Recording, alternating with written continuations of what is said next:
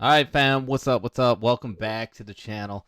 We're gonna dive into Antarctica today. We're gonna react to a little video. We're gonna watch it together, have some fun.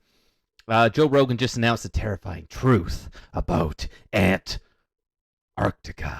I mean, I'll link the original video in the description. Let's just run it here. Let's go. One of the things I find most striking is the presence of Antarctica on ancient maps, because we didn't discover it until 1820, and yet it's on maps drawn in the 1500s with great detail.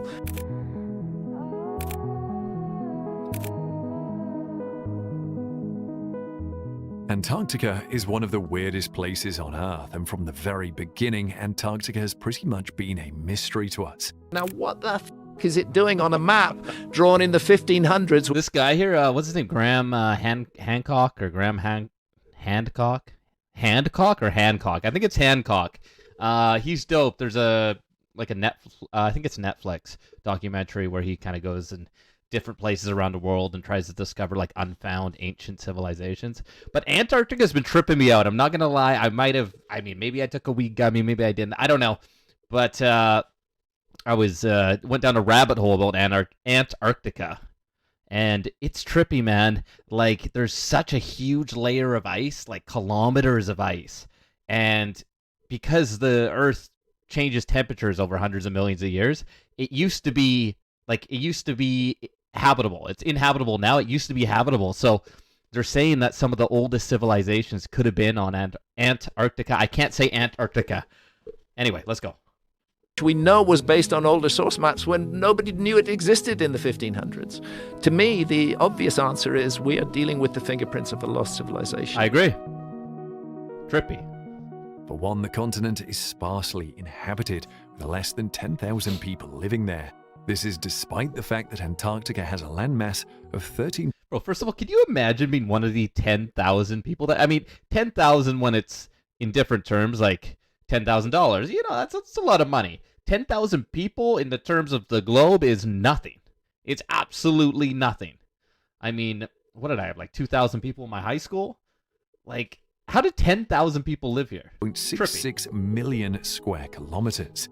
As one of the most uninhabited places in the world, Antarctica has been the subject of significant exploration, and many people have done their best to uncover some of its biggest secrets. Joe Rogan, arguably the world's most popular podcaster, has been one such person. Over the years, his podcast has played host to several scientists and explorers who have spoken about some of the secrets of this region that you might not know about. Follow us on this journey with Joe Rogan into some of the weirdest, most shocking facts about Antarctica.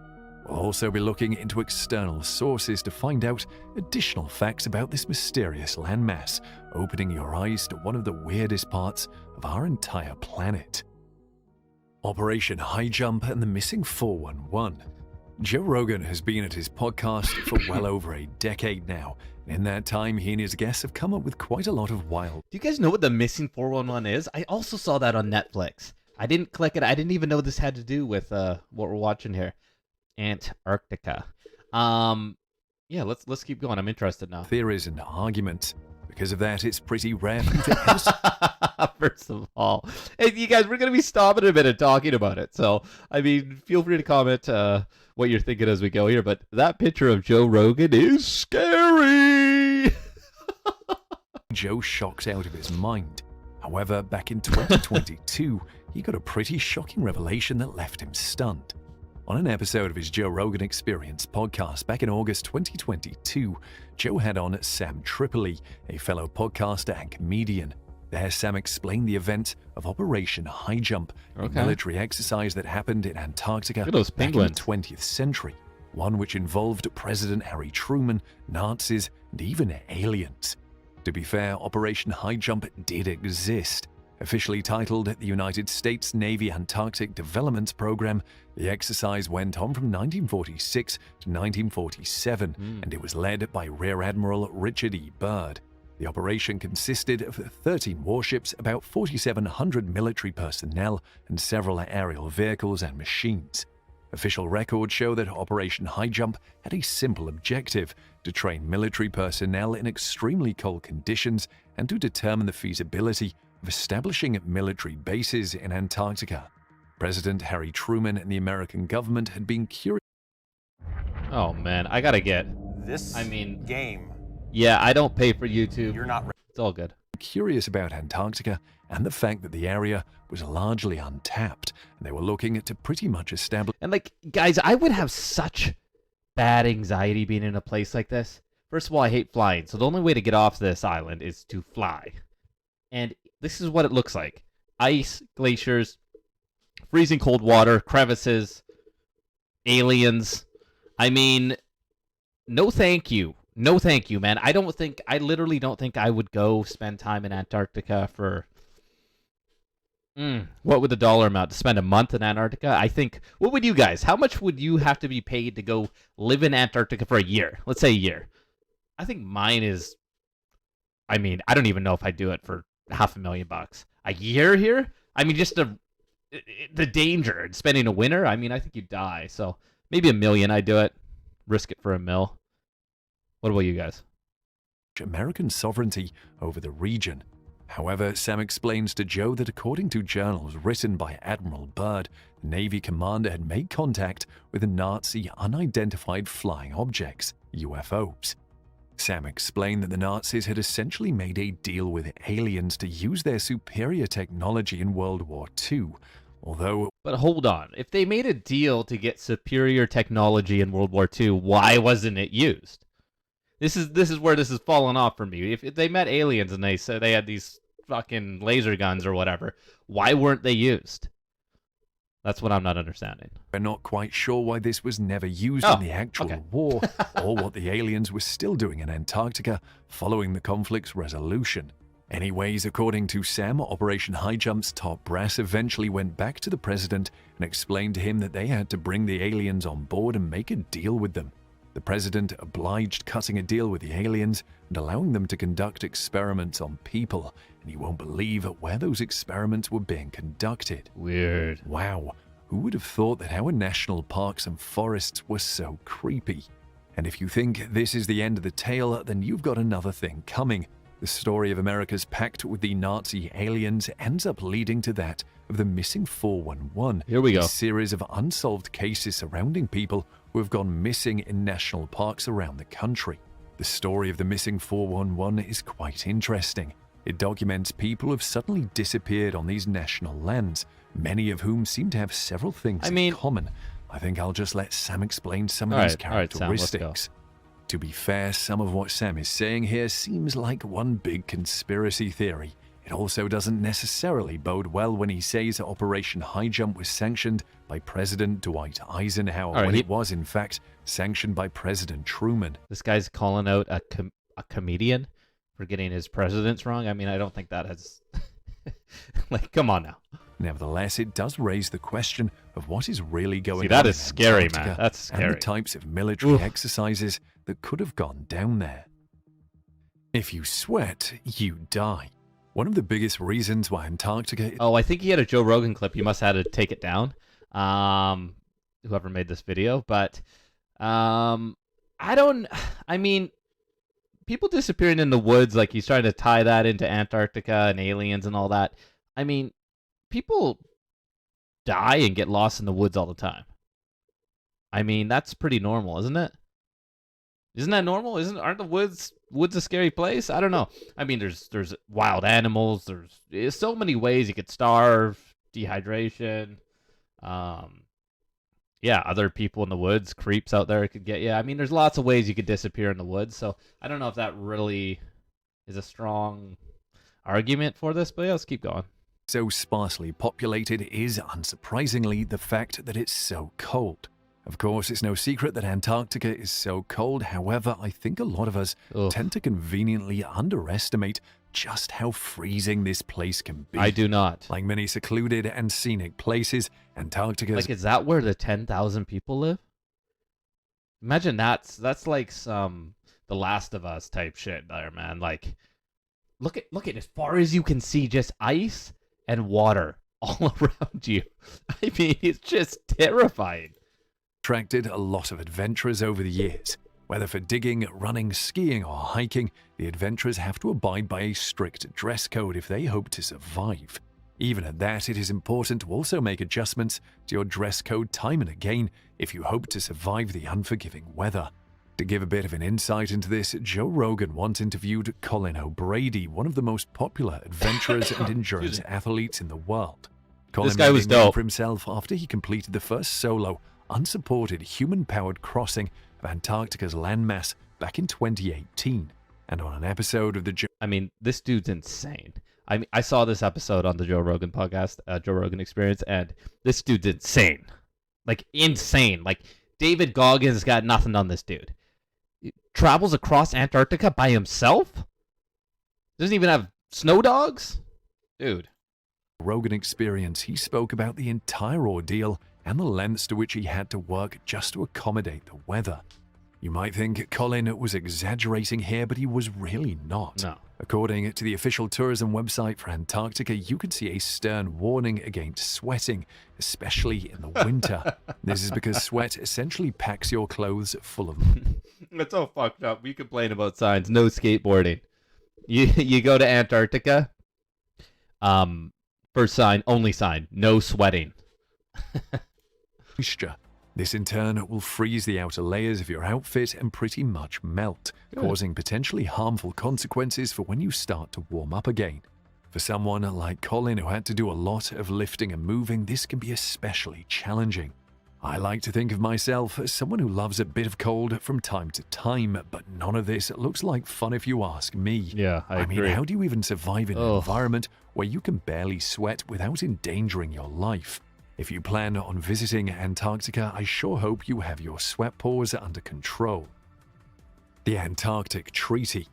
By this point, we've pretty much established the fact that you can't necessarily just venture into Antarctica to visit the massive slab of ice and snow. I mean, with the cold and the threat of frostbite, the continent is definitely not necessarily where you just want to venture into willy-nilly. Here's the thing though, even if you did want to visit Antarctica, there's a limit to how much you would be able to do that. This is because of something called the Antarctic Treaty System. As I said earlier, the entire point of that military exercise was to... Was that just like a dead seal casually in the back?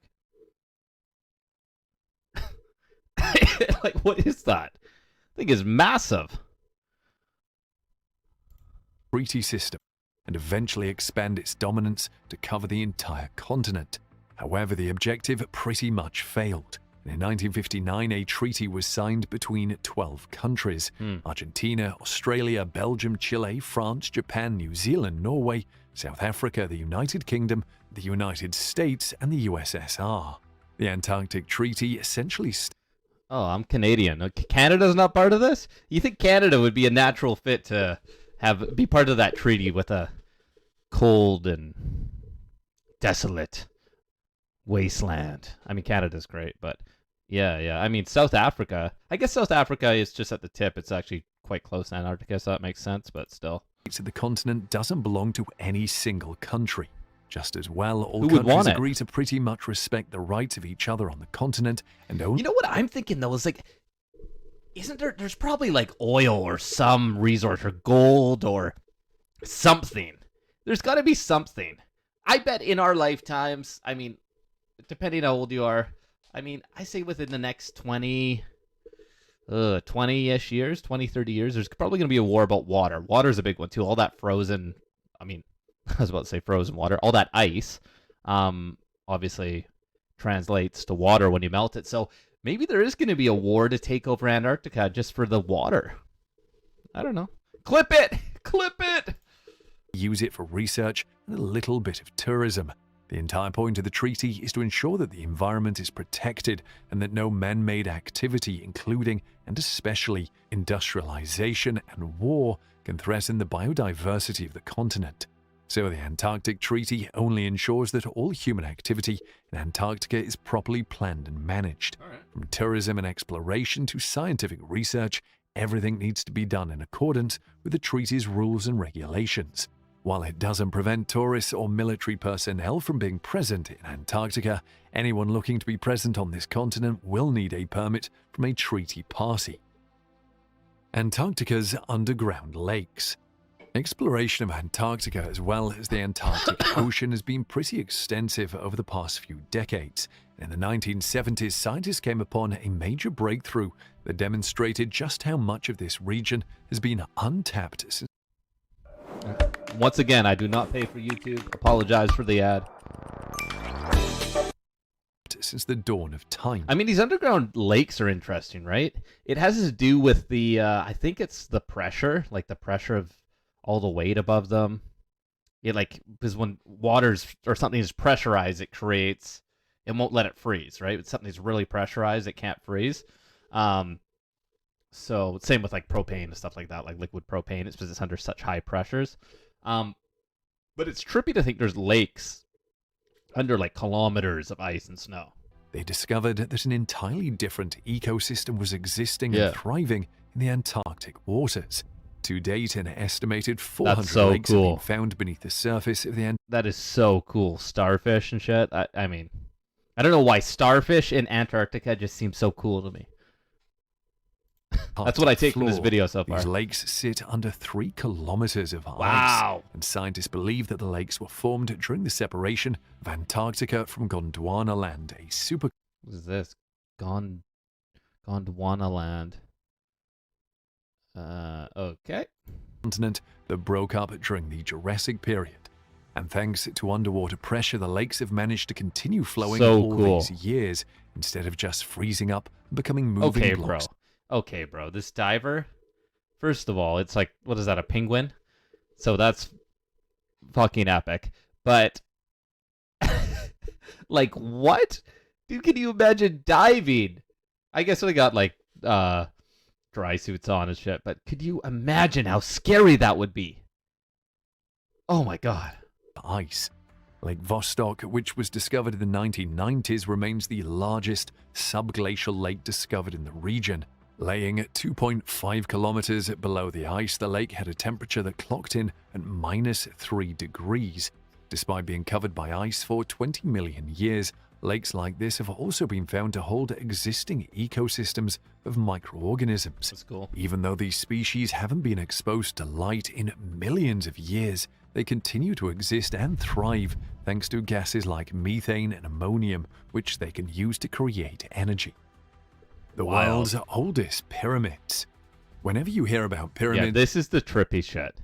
So this is the trippy shit. Like, there's apparently pyramids in Antarctica. I mean, it's nutty. Your mind most likely races off to reference Egypt. Hey, we've all been there. The pyramids of Giza are the most popular pyramids in the world, showing a massive ingenuity and creativity on their own. However, what if... We should watch a video on Egypt, too, and pyramids. I mean... Oh, that's another trip, man. That's a rabbit hole. Both of these are just like rabbit holes where you can spend hours and hours and days, years. It's crazy, man. This shit, it's so fascinating. I've never been to Egypt. I would love to go to Egypt. Told you that the Egyptian pyramids aren't the oldest in the world. Now that title belongs to pyramids that have been discovered in Antarctica. Back in 2016, satellites hovering above the Antarctic region found something rather strange. A weird formation that appeared to be peering out of the ice. It appeared that the ice had melted. Okay, first of all, that could just be mountain peaks, right? It could be. I mean, they do look very symmetrical, though. Like, just the, I don't know, can you see my mouse? Like, just this line going across here, this line, like, that. It's very symmetrical, so that is kind of trippy. Way in this formation was pretty much peeking its little nose out. While the region was difficult to reach, scientists believe that this was the top of a man-made pyramid that was erected hundreds of thousands of years ago at the very least. The fact that there are man-made pyramids in Antarctica tends to lend some credence to the belief that humans actually settled in this area before we knew anything. Some scientists even believe that these pyramids show that there was an entire civilization of humans that lived in this region. However, for now, it is impossible to gather much evidence since that area is pretty much inaccessible. Still, though, what are the possibilities? So that's crazy. There's actual areas that are actually inaccessible. Like, you just can't get to them. That's freaky, man, when you think about that. Covered in kilometers of ice and snow. Like, what's under there? That's all I think. What's under there? So cold and uninhabitable as Antarctica could actually have held a civilization of people. Well, in 2017, a team of geologists from the Alfred Wegener Institute for Polar and Marine Research in Germany went to Antarctica and collected core samples from deep within its frozen sea floor. All right. Their objective was to analyze what the continent's climate might have been like in earlier times, and what they found was quite interesting. Essentially, the geological team is hypothesizing that while Antarctica's climate today might not support much life, it wasn't necessary. Leonardo da Vinci seems to have encrypted the Great Pyramid of Giza into the Vitruvius. YouTube AI is so crazy. We're watching a video about Antarctica Pyramids, or part of it is, and then all of a sudden there's like an ad about pyramids. YouTube, man. Always This is going to be a two-part series, by the way. We're going to watch this in Antarctica two has parts. survived a meteorite hit. Let's just stop it here. I mean, that's about halfway through the video. Trippy. I mean, all this is trippy, man. What do you guys think? You guys like videos like this? Let me know in the comments. Smash that like button. Smash that subscribe button. We do all sorts of stuff on this channel. Yeah, we have a fun time. We have a good time. So, I'll see you guys on the next one. Love y'all. Peace. Bye.